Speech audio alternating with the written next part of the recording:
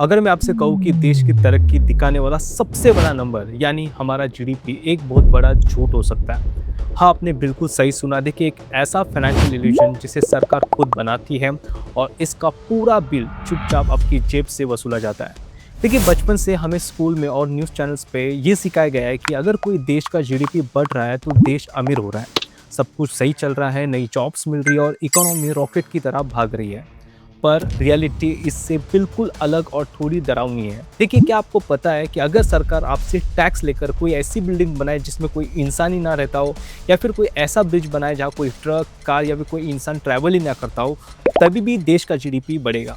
Economics के dark भाषा में इसी कॉन्सेप्ट को कहते हैं द गोस्ट जीडीपी। चलिए इस पूरे खेल को एक रियल लाइफ कहानी से समझते हैं। देखिए, साल था 2008। ग्लोबल फाइनेंशियल क्राइसिस ने पूरी दुनिया को हिलाकर रख दिया था।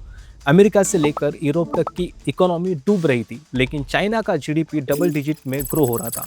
हर कोई हैरान था कि आखिर ये हो कैसे रहा है। असल में वहाँ की सरकार ने इकोनॉमिक्स का एक लूप होल ढूंढ लिया था। उन्होंने पूरे देश में अंधाधुंध कंस्ट्रक्शन शुरू कर दिए।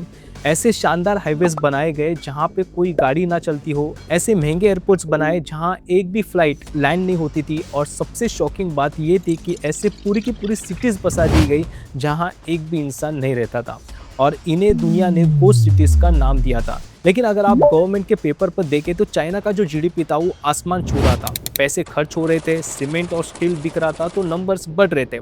पर सवाल ये था कि सच में ये तरक्की थी? अब आप सोच रहे होंगे कि अगर बिल्डिंग्स बन रहे हैं, इंफ्रास्ट्रक्चर्स बनाए गए हैं, रोड बनाई गई है, तो कभी ना कभी ये सारी चीज़ें काम पे तो आएगी। इसमें नुकसान किसका है? यहीं पर आती है द गोस्ट जीडीपी का सबसे डार्क फाइनेंशियल मैथ। इसे समझने के लिए आपको पहले समझना होगा कि जीडीपी कैलकुलेट कैसे होता है। इसका फॉर्मूला बड़ा सिंपल है। इसमें एक सबसे बड़ा हिस्सा होता है गवर्नमेंट स्पेंडिंग का, मतलब सरकार देश में जितना ज़्यादा पैसा खर्च करेगी, जीडीपी का नंबर उतना ही बढ़ेगा। पर ठंडे दिमाग से सोचिए, सरकार के पास ये हज़ारों करोड़ रुपए आते कहाँ से? या तो वो आपके जेब से डायरेक्ट टैक्स और जीएसटी के रूप में आएंगे, या फिर सरकार बैंक और इंटरनेशनल मार्केट से कर्ज लेगी। जब एक कंप्लीटली यूजलेस ब्रिज या फिर बिल्डिंग बनती है जिसको बनाने में हज़ारों करोड़ों रुपए लगते हैं, तो आज देश का जो जीडीपी है वो हज़ारों करोड़ से बढ़ जाता है। सिटीजन्स ये न्यूज़ देख के खुश होता है, पर कहानी का असली ट्विस्ट तो अगले दिन से शुरू होता है। अब असली सच्चाई ये है कि उस ब्रिज का देश के लिए कोई इकोनॉमिक आउटपुट नहीं है। वहाँ से कोई टोल टैक्स कलेक्ट नहीं हो रहा है, किसी नए बिजनेस को ट्रांसपोर्ट का फायदा नहीं मिल रहा है, और ना कोई वहाँ पे नई दुकान खुल रही है। वो ब्रिज बस अकेला खड़ा है, धूल खा रहा है और धीरे धीरे टूट रहा है। लेकिन सरकार ने जो 1000 करोड़ रुपए का लोन लिया है उस ब्रिज को बनाने के लिए या फिर बिल्डिंग बनाने के लिए, उस पर लगातार इंटरेस्ट चल रहा है। वो हैवी लोन और उसका इंटरेस्ट कौन चुकाएगा? वो ईएमआई चुकाएगी इस देश की आम जनता, आप और मैं।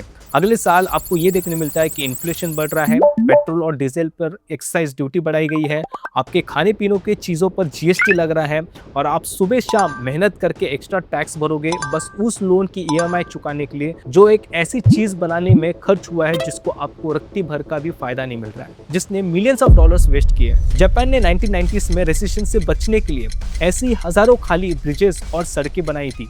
रिजल्ट क्या था? आज जापान पर उसकी टोटल जीडीपी से 2 गुना कर्ज चढ़ चुका है, जिसे वहाँ की यूथ आज तक चुका रही है। और बेस्ट एग्जांपल ले लेते हैं चाइना का। चाइना के रियल एस्टेट मार्केट का बबल उसी गोस्ट जीडीपी के चक्कर में आज बुरी तरह फट चुका है। एवरग्रांडे जैसे जायंट कंपनीज बैंकरप्ट हो चुकी है और लाखों आम लोगों की लाइफ सेविंग मिट्टी में मिल चुकी है। तो आगे से जब भी आप कोई न्यूज़ पे देखें कि देश की जीडीपी ग्रो हो रही है, तो पहला खुद से सवाल पूछिए कि ये जो ग्रोथ कहाँ से आ रही है? क्या ये सच में नई बिजनेस, नई टेक्नोलॉजी और आम आदमी की असली तरीके से आ रही है, या फिर किसी ऐसे खाली ब्रिज को बनाने से आ रही है जो बस एक इलेक्शन के नंबर्स बढ़ा रही है और देश के फ्यूचर को अंधे कर्ज के कुएं में धकेल रही है? एक आम इंसान की तरह हमें आंखें खोलनी पड़ेगी और समझना होगा कि सरकार की हर खर्च की रकम इन्वेस्टमेंट नहीं होती, कुछ बस एक मैथमेटिकल इल्यूजन हो सकता है, एक धोखा हो सकता है। तो अगर आपके आसपास ऐसी कुछ चीज़ बन रही है तो आप नीचे कमेंट सेक्शन में मुझे ज़रूर बताना। वन मोर थिंग गाइस, अगर आपको डीमैट अकाउंट ओपन करना है तो आप ज़ेरोधा डीमैट अकाउंट ओपन कर सकते हो। देखिए, ये इंडिया का सबसे पहला डिस्काउंट ब्रोकर है। सेकेंड, यहाँ पे आपको सबसे कम अफोर्डेबल ब्रोकरेज देखने मिलेगी, और मैं आपको बताना चाहूँगा ज़ेरोधा में ऑलमोस्ट 2 करोड़ के आसपास कस्टमर जुड़े हुए हैं, डेली ट्रेड करते हैं, इन्वेस्टमेंट करते हैं। तो अगर आपको डीमैट अकाउंट ओपन करना है, उसके रिगार्डिंग कुछ पूछना है या फिर कुछ भी डाउट रहेगा तो नीचे मैंने रजिस्ट्रेशन लिंक दिया हुआ है, वहाँ पे जाके रजिस्टर कर लीजिए। तो पहला कॉल अटेंड कीजिए, पहले डाउट्स क्लियर कीजिए, उसके बाद आप डीमैट अकाउंट ओपन कर सकते हो। सो आई होप आपको ये वीडियो अच्छा लगा होगा। ऐसी वीडियोस के लिए प्लीज़ सब्सक्राइब कीजिए। Thank you, have a nice day.